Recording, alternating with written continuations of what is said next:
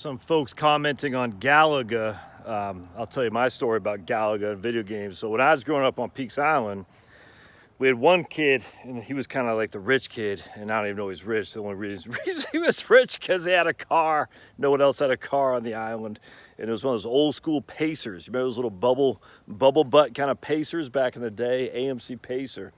Well, anyway, he had I don't think it was Atari, it was like Coleco, I think. Anyway, and I think they also had cable TV.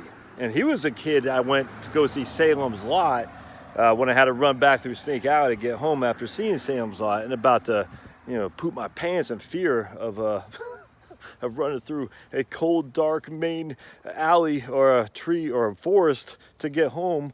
Oh, still scares me to this day.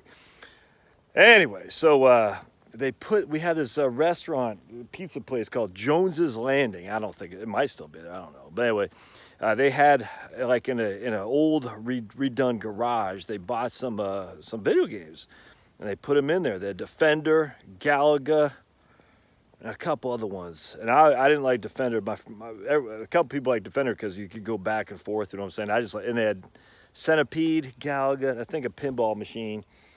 And that was like the hangout for the kids, you know what I mean? And anyway, we go down there and play freaking all day long. And I think they had opened up before the boat came to pick us up to go to school too. So like we'd take the A-15 boat, I think it was A-15, to get into Portland maybe it was a 715, I can't remember. But anyway, I think it opened up in time so we could play a couple games before the boat came. I think it'd be like 10 of us sitting there, and some guys I was pretty good at Galaga, actually. I love Galaga. I could play that game all day long. Problem is I didn't have any money, and so what we'd do is I'd steal from my mom's purse food stamps. All right, so you had the orange ones, which I think were the $5. I think the purple were the $1, and the green maybe it was a 10. I can't remember, but it was like green, orange, and purple. And I would get, I think like a $5 food stamp or something like that, or maybe $1. And I'd take it down to Feeney's Market, all right? And you could buy these, like it was literally penny candy back then. Come on, bub. And what would happen is, and I was just telling my daughter this yesterday, as a matter of fact, is that if you had a $5 food stamp and he didn't have any money for food stamps to give you change, he would give you dollar bills, right? Because he couldn't switch off a food stamp for a dollar bill. He couldn't switch off a food stamp for a food stamp, so he'd have to give you dollar bills if he didn't have any food stamps. That didn't happen very often because most people had food stamps on Peaks Island. So there's a lot of food stamps like in his changers. Come on, buddy, cash register. Anyway, but there's no coin food stamps. So if you, oh my good, Pablo, would you come on already? Kill me. Pablo's like trying to run out in the middle of the road here. So if you had $1 and you bought a 3-cent piece of candy with it, you get 97 cents back, which meant you get three quarters, and you could play 3 games. And that's what I would do. Pablo, come on, buddy. Kill me, dog. He's like, look at this guy. Come on, let's go. You see him? Look, come on, Pablo. Come on, buddy. Come on. There's nothing there. There's literally nothing there. Except you're going to get hit by a car. Thank you. Good night. Come on. Come on, buddy. Anyway, so I steal my mom's food stamps. All right, what are we doing here? I got to carry. This guy is such a baby. Oh, boy. Okay, there, baby fat. Baby fat. Hello, everybody. It's me, Pablo. All right, there we go. Let's go. Thank you. That's not so hard. Nope, we're going this way.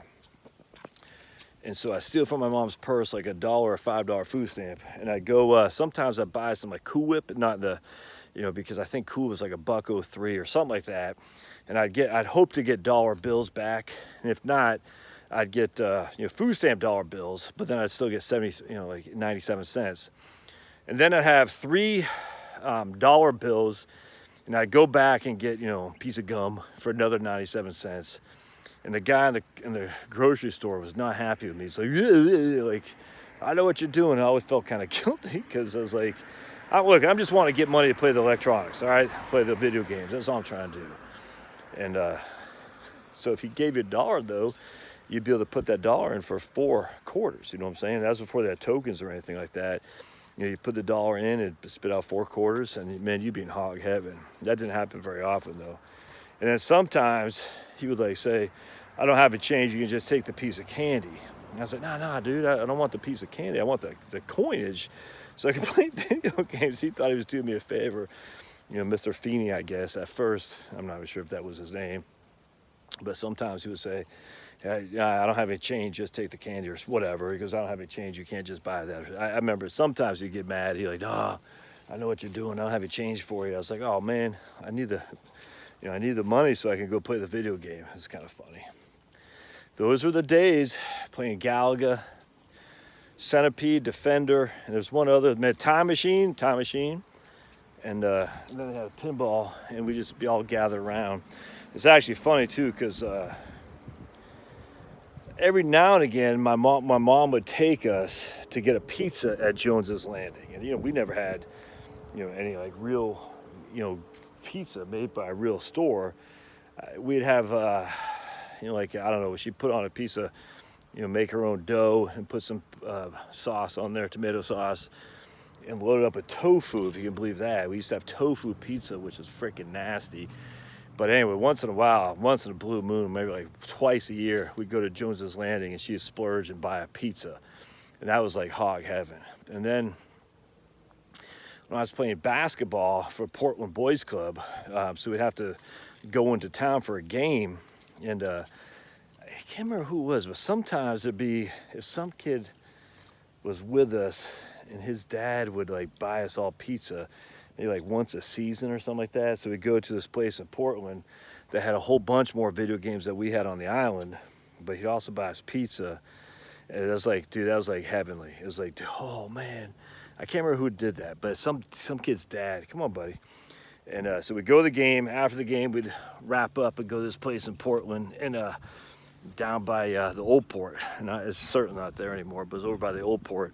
I remember it's like it's yesterday, and we stopped there, get some pizza, and be able to play video games until, you know, probably like the 8:15 boat came in to take us back home, back to Peaks Island. And if the 8:15 boat came in, you know, you wouldn't be getting back till 8:35 and home about 8:45, because it took 20 minutes to take the boat, and from the wharf to your house is a 10-minute walk. So, you know, for a 7th grade kid, probably 6th grade at that point, you know, getting home by 8:45, he felt like a cool kid. You know what I'm saying? You're like, oh yeah, 8:45.